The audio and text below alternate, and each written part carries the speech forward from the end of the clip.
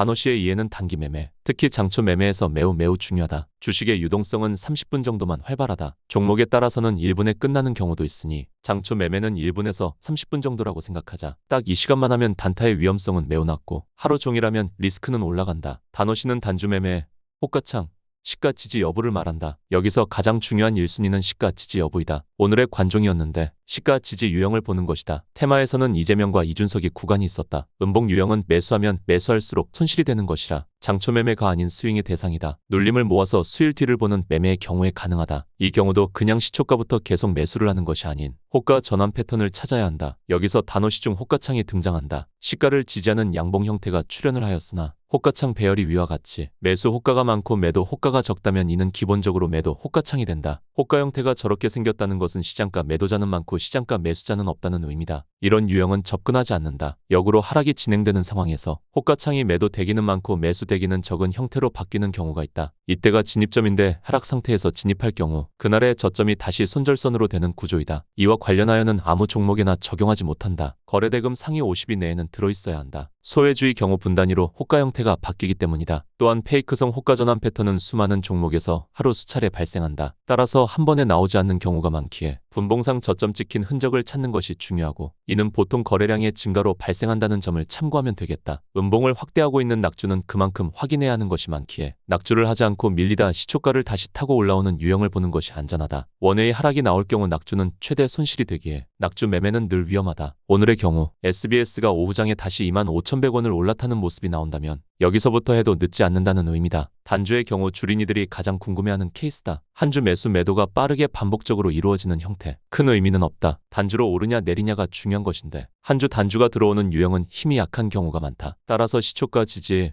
호가 배열이 매도 호가 형태가 아닐 것, 단주가 없을 것, 이 없는 형태를 다 제거하면 긍정적 유형이 남는다. 여기서 고르면 당일 매매 확률이 높아지는데 유동성은 30분 넘게 진행되는 경우가 많지 않고 넘기는 유형은 그날의 시장 수급주다. 이는 장초 매매가 아닌 장중 매매라는 추격 원리가 적용되는데 난 장중 매매는 하지 않기에 어떤 원리인지 알지만 설명하지 않는다. 단호시 세 가지를 잊지 말고 내일부터 적용해보자. 수익 주는 대상을 찾을 수 있을 것이다. 하루 종일 들고 있으면 손실 확률이 높은 장이니 아무리 늦어도 30분 내로 매도 결정한다는 사고로 진행하면 안전하다. 이상 시황 맛집 내일 같은 날이었다.